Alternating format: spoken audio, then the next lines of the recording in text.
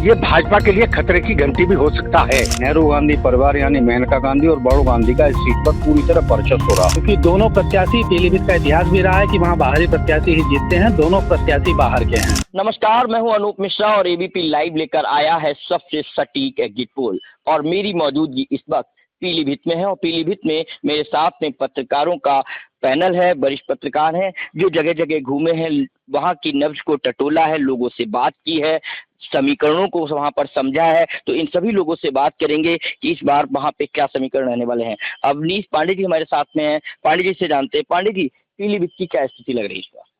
देखिए अनूप जी, पीलीभीत में जो है स्थिति काफी रोचक है और जबरदस्त फाइट है भाजपा और सपा के बीच में, क्योंकि दोनों प्रत्याशी, पीलीभीत का इतिहास भी रहा है कि वहाँ बाहरी प्रत्याशी ही जीतते हैं। दोनों प्रत्याशी बाहर के हैं। भगवत सिंह गंगवार जो बरेली के विधायक, बरेली से विधायक रहे हैं, वो नवाबगंज से बरेली के रहने वाले हैं। और जितिन प्रसाद जी जो हैं वो शाहजहांपुर के रहने वाले हैं, धौरहरा से वहाँ सांसद रहे हैं, मंत्री भी रहे हैं केंद्र सरकार में, और वर्तमान की प्रदेश सरकार में वो पीडब्ल्यूडी मंत्री हैं। वहाँ रोचक मुकाबला ऐसे हो गया कि भाजपा ने वहाँ काफी तैयारी की, और उससे पहले जो पीलीभीत की सबसे बड़ी समस्या थी कि शारदा पर पुल नहीं था, तो इन्होंने जो है पुल की सौगात दी। इससे जो बंगाली वोटर जो भाजपा से कटा रहता था, करीब 80,000 से 90,000 के आसपास बंगाली वोटर है, वो उसने भाजपा को पूरा सपोर्ट किया। इसके अलावा जो और ओबीसी जातियां थी, लोध, और उसमें जो है भाजपा अच्छी अपनी स्थिति बनाने में वहाँ कामयाब हुई। लेकिन जो भाजपा का एक वोट बैंक था कुर्मी, उसको भाजपा साध नहीं पाई, क्योंकि भगवत सिंह गंगवार सपा से वहाँ मैदान में उतरे और उन्हें 60 से 70% जो है वो कुर्मी वोटों को साध लिया। अब मुस्लिम, कुर्मी और सिख वोट भी जो है काफी हद तक भाजपा से नाराज था, इसलिए उसने खिलाफी वोटिंग की है। तो इन समीकरणों को मिला के जो पूरी सीट जो है वो फाइट में आ गई है। तो ये कहना एकदम बहुत मुश्किल होगा कि उसमें कौन जीतेगा, लेकिन इसके बावजूद जो समीकरण वहाँ के हैं, क्योंकि करीब 4.5 लाख के आसपास लोध वोट बैंक है वहाँ, अब वो भाजपा को ही वोट करता है। और यादव नहीं है उस बेल्ट में, पीलीभीत की बेल्ट में यादव वोट जो है बहुत कम है।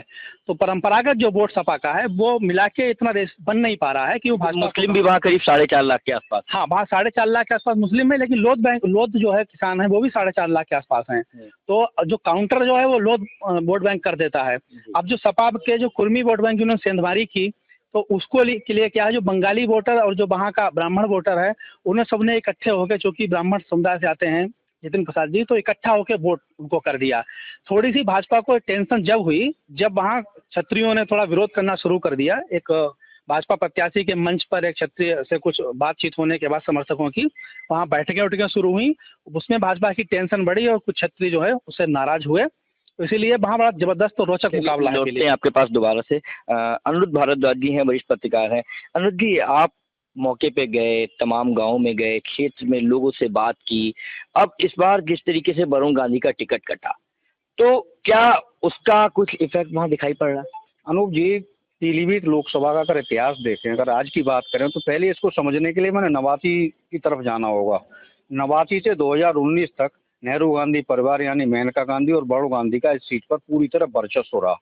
भारतीय जनता पार्टी 1991 में भी ये सीट जीती थी, लेकिन इस बार चुनाव अलग मुद्दों पर हुआ, अलग तरह का बिल्कुल वो था। बड़ू गांधी का भारतीय जनता पार्टी ने अचानक, बड़ा चेहरा थे, एक समय बड़ा हिंदुत्व का चेहरा माना जाता था बड़ू गांधी को, और भारतीय जनता पार्टी ने उनका टिकट लेने का जोखिम उठाया। लेकिन उनकी जगह एक ऐसे प्रत्याशी को भाजपा ने टिकट दिया, जितिन प्रसाद, एक नया चेहरा, जिनका क्षेत्र में कोई विरोध नहीं था, वो भी बड़ा चेहरा, पड़ोस के शाहजहांपुर के रहने वाले। भारतीय जनता पार्टी अपनी रणनीति पे बहुत मजबूती से आगे बढ़ी, लेकिन समाजवादी पार्टी ने काउंटर किया। भारतीय पूर्व मंत्री थे, 5 बार के विधायक, पीलीभीत से लगी हुई सीट है नवाबगंज, भगवत सिंह गंगवार 5 बार वहां से विधायक रहे समाजवादी पार्टी के।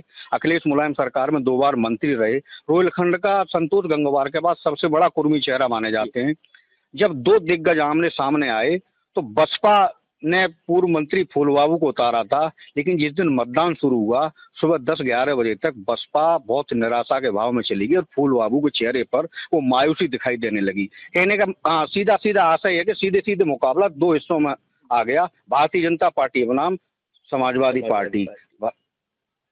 भगवत सिंह गंगवार बड़ी संख्या में कुर्मी वोट लेने में सफल रहे, जिसमें खास तौर पर बरेली की एक सीट जो पीलीभीत से लगती है, बहेड़ी से को भगवत सिंह बरेली के ही रहने वाले हैं, तो यहाँ पर उनके क्षत्रिय समाज ने, क्षत्रिय क्षत्रपों ने उनका खुल के साथ निभाया। लेकिन दूसरी जो सीट थी बीसलपुर में भी कुर्मी समाज का बड़ा प्रभाव है, लोध मतदाताओं के बराबर ही इनकी भी भागीदारी है। लेकिन वहाँ भगवत शरण और भाजपा में कुर्मी समाज के बीच भी बहुत तगड़ी जंग होती दिखी। वहाँ देखने को मिला कि वो बीजेपी के साथ गया कुर्मी। दोनों तरफ जी। अगर सीधे सीधे बात करें तो 50-50 अगर कह सकते हैं। अगर इस तरह के चुनावों की बात की जाए तो चुनावी राष्ट्रीय मुद्दे होते हैं, लेकिन जब इस तरह के मुद्दे होते हैं तो बड़ी जातियों के समूह को, जो बड़े छत्रप होते हैं जातियों के, मार्शल कौम होती है, उनको सभी गिन लेते हैं। लेकिन जो छोटी जातियां होती हैं जिनकी संख्या कम होती है उनको नहीं गिनते हैं। आज की तारीख में अगर भारतीय जनता पार्टी की बात करें तो वो छोटे जो समूह हैं वो भारतीय जनता पार्टी के खुल के साथ निभा रहे हैं। जिसमें अभी पांडे जी ने बताया, बंगाली समाज, कोरी समाज, धानुक समाज, बरेटा समाज, इस तरह के तमाम जो छोटी छोटी संख्या होती है और आगे जाके बड़ी जुड़ जाती है। तो कहने का सीधा हमारा जो हमने देखा है, जो समझा है, जो ऑब्जर्व किया है, वहाँ बहुत टफ मुकाबला है। लेकिन भारतीय जनता पार्टी के पास स्टार प्रचारकों की बड़ी फौज थी। समाजवादी पार्टी के पास अकेले अखिलेश यादव। भारतीय जनता पार्टी के लिए 3 सभाएं मुख्यमंत्री योगी ने की, प्रधानमंत्री आए, गृह मंत्री आए, तमाम ऐसे दिग्गज उतारे। और फिर उनका जो चेहरा था वो भी ग्लैमर में भारी था। चुनावी मुकाबला बहुत टफ है। यानी कि कमल खिलेगा, साइकिल पंचर होगी।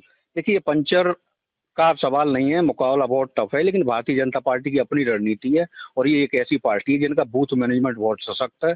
5 साल चुनाव लड़ती है, तो कहीं ना कहीं इसका उसको फायदा मिलता है। वरिष्ठ पत्रकार अटल जी भी हमारे साथ हैं। वीरेंद्र, अटल जी, आपने देखा जिस तरीके की दोनों पत्रकारों को सुना, उसके बाद किस नतीजे पे पहुंचे हैं? पीलीभीत के अगर चुनाव की बात करें तो पीलीभीत में इस बार जो लगता है दिलचस्प मुकाबला है। लेकिन पीलीभीत के चुनाव में इसके साथ बरेली मंडल के चुनाव की आप निगाह करेंगे तो उस पर भी आपकी निगाह आएगी। इस बार राष्ट्रीय स्वयंसेवक संघ के कार्यकर्ता चुनाव वाले दिन, चुनाव से 1 सप्ताह पहले बूथों की कमान संभाल लिया करते थे। इस बार उसका एक अभाव दिखा। ये भाजपा के लिए खतरे की घंटी भी हो सकता है। मैं कोई भविष्य ज्ञाता नहीं हूं, इसलिए ये नहीं कह सकता कि कौन जीतेगा कौन हारेगा। लेकिन ये मुकाबला आमने सामने का हुआ है, इससे बहुत रोचक और कट्टर कांटे की टक्कर ऐसा महसूस होती है। लेकिन भाजपा के पास, जैसे हमारे अनुज भाई ने कहा, कि स्टार प्रचारकों की फौज तो थी। लेकिन इस बार के चुनाव में एक नई सी बात मुझे नजर आई। जहां संघ के कार्यकर्ता नहीं जुड़े, वहीं भाजपा 5 वर्ष तक लगातार चुनाव की तैयारी करती रहती है। लेकिन ये जो मात्र संगठन संघ है, उसके अभाव के कारण से वे उनकी दूरी बनी हुई है। इससे कुछ नुकसान की भरपाई हो जाना मुझे कठिन सा लगता है। ये बात ठीक है, भगवत शरण गंगवार जी भी बरेली के रहने वाले और जितिन प्रसाद जी शाहजहांपुर से आए हैं।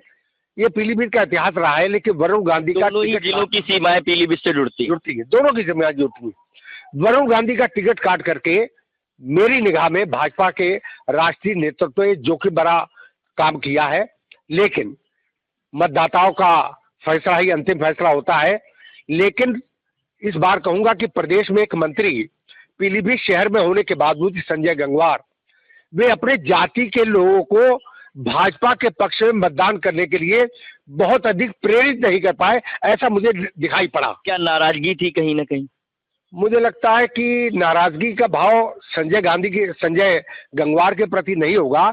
लेकिन भगवत शरण चूंकि कुर्मी जाति से आते हैं और उनके प्रभाव का एक वर्चस्व है, इसलिए वो कुर्मी मतदाता भगवत शरण की ओर झुके हुए नजर आते हैं। मुझे लगता है कि अगर जितिन प्रसाद का पल्ला बहुत भारी माना जाए तो उनके लिए पीलीभीत जिले की एक विधानसभा है बरखेड़ा विधानसभा का जो गणित है वो ऐसा लगता है कि जितिन प्रसाद के लिए बहुत भारी साबित होगा। अब उसमें कितनी सेंधमारी सपा के लोग कर पाए हैं, ये एक निर्णायक घड़ी होगी। और निर्णायक बरखेड़ा विधानसभा निर्णायक साबित होगी, ऐसा मेरा आकलन है।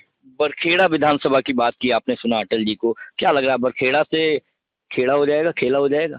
बिल्कुल सही बात उठाई है अटल जी ने। बरखेड़ा विधानसभा में सबसे ज्यादा जो वोटर है वो लोध किसान वोटर है। अगर पार्टियों को जो है उम्मीदवार उतारने पड़ते हैं तो दोनों पार्टी फिर लोध प्रत्याशी को ही ढूंढती हैं।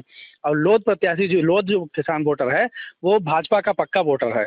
तो जो जितिन प्रसाद को जो बहेड़ी में जिस तरीके से उन्हें फाइट का सामना करना पड़ा, जिस तरीके से देखा कि उन्हें उतने वोट नहीं मिल पा रहे हैं, क्योंकि बहेड़ी एक तो क्या है, थोड़ा सा आउटर है, दूसरा कुर्मी है, सिख बाहुल्य है, मुस्लिम बाहुल्य है, तो वहाँ जो है जितिन प्रसाद को जो झटका लगा होगा तो बरखेड़ा उसे बिल्कुल पूरा कर देगा। एकदम सही बात कही है इन्होंने कि बरखेड़ा जो है वो भाजपा के लिए एकदम टॉनिक का काम किया है, क्योंकि बीसलपुर में फूल बाबू का थोड़ा सा प्रभाव रहा है अपने मुस्लिम वोटरों में। बीसलपुर में ही वो अपना वोट ले पाए और कहीं वोट नहीं ले पाए हैं। तो बीसलपुर में तो फाइट जो है वोट बट गया, पर बरखेड़ा का वोट जो है वो बटा नहीं। बरखेड़ा का वोट एक तरफा जो है वो भाजपा को गया है। बरखेड़ा का वोट नहीं बटा और जो फूल बाबू थे वो भी कुछ करामात दिखा नहीं पाए।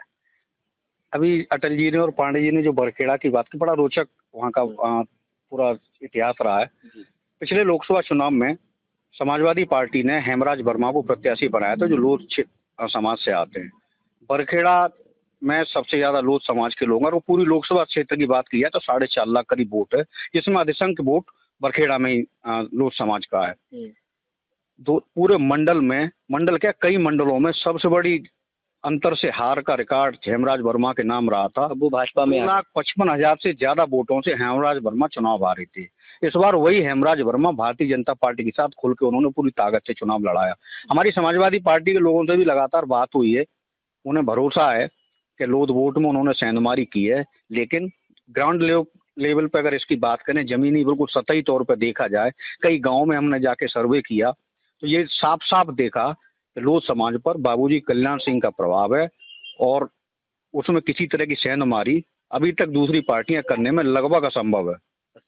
तो देखा आपने जिस तरीके के आपने पत्रकारों से बात को सुना है, वहाँ के समीकरणों को समझा है, उससे ये लगता है कि कहीं ना कहीं पीलीभीत में एक बार फिर से भारतीय जनता पार्टी अपना जीत को दोहराएगी। कैमरामैन पंकज शर्मा के साथ अनूप कुमार मिश्रा, एबीपी लाइव, पीलीभीत।